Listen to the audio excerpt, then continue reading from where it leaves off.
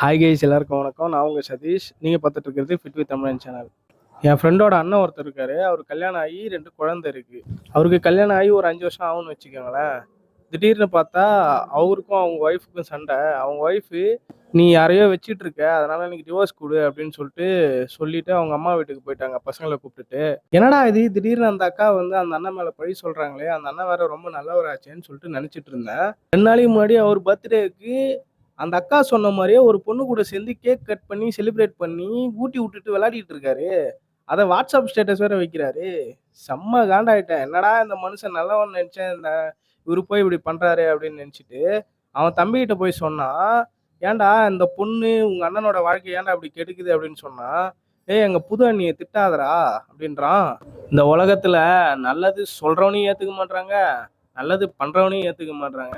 இதெல்லாம் ஏன் நான் வந்து உங்ககிட்ட சொல்றேன்னா, இன்னைக்கு நான் ஈவெண்ட்டுக்கு போயிட்டு இருக்கும்போது நான் போற லொகேஷனை தாண்டி ஒரு 11 கிலோமீட்டரு வேற ஒரு ரூட்ல போயிட்டேன். அதுக்கப்புறம் அந்த ரூட்ல இருந்து திரும்ப யூட்டர்ன் அடிச்சு வந்து என்னோட கரெக்டான லொகேஷனுக்கு மண்டபத்துக்கு நான் வந்துட்டேன்.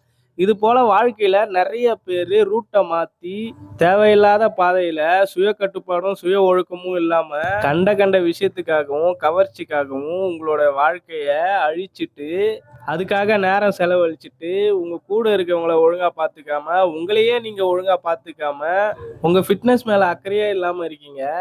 அப்படிலாம் இல்லாம உங்க உடம்ப ஃபிட் பண்ணுங்க, உலகத்தை வின் பண்ணுங்க. பாய்.